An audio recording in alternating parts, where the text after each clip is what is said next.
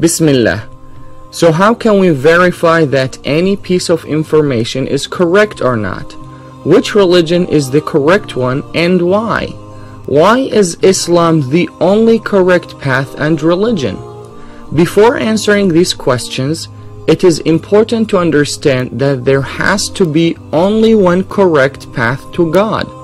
And the reason is that all the different paths are related to each other with a mutual exclusive relationship, which means no two paths can be considered the same or can be combined.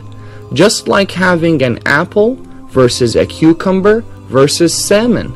They are not the same, nor can they be combined because they differ in everything and each of them tastes differently. The light is one and the darknesses are many.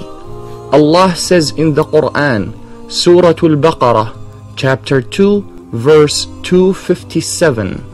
الله ولي الذين آمنوا يخرجهم من الظلمات إلى النور والذين كفروا أولياؤهم الطاغوت يخرجونهم من النور إلى الظلمات أولئك أصحاب النار هم فيها خالدون. Allah is the protector of those who believe. He brings them out from the darknesses into the light. And as to those who disbelieve, their guardians are the false deities who take them out of the light into the darknesses. Those are the companions of fire. They will abide eternally therein. First, we need to identify the types of information. Any piece of information falls under two different categories. Number one, it's either a claim that somebody makes, or number two, it is a narration or a relation by somebody of something they saw or heard of. According to the Oxford Dictionary, a claim is state or assert that something is the case, typically without providing evidence or proof. Therefore, for any claim to be worth a value, it requires an evidence or a proof to validate its credibility and authenticity. An example of this would be that someone claiming that energy equals mass times the speed of light squared, or that gravity equals 32.2 feet per second, or that water covers about 71% of Earth's surface. In order to prove any of the above claims, an evidence needs to be provided. The evidences for such claims need to be one of three different types in the following order. First, a mathematical evidence, which is used to prove a claim using deductive arguments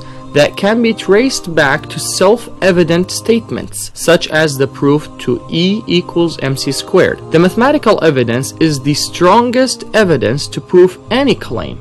Did you know that Albert Einstein never worked in an experimental lab when he produced his best work about relativity? Second, an experimental or scientific evidence. This evidence is to prove claims, hypotheses, or phenomena by using the procedural test and making observations to accept or reject the hypothesis. The phenomena or hypotheses might not be visible, yet the repetitive outcome of the procedural testing will make the hypothesis accepted, hence proof. Examples are the existence of gravity, electricity, and the radio microwaves. Lastly, the sensory evidence, such as seeing, smelling, tasting, hearing, or touching. And the sensory evidence is the weakest evidence amongst all because many times our senses can fool us. Yet science intervenes and corrects that piece of information our brains are processing. For example, seeing a star in the sky can be a proof that this star exists, yet science will correct that belief and proves that it is only the light of a dead star. The second category of the types of information is a relation or a narration by an individual or a person. This narration or a relation can be a narration to another narration,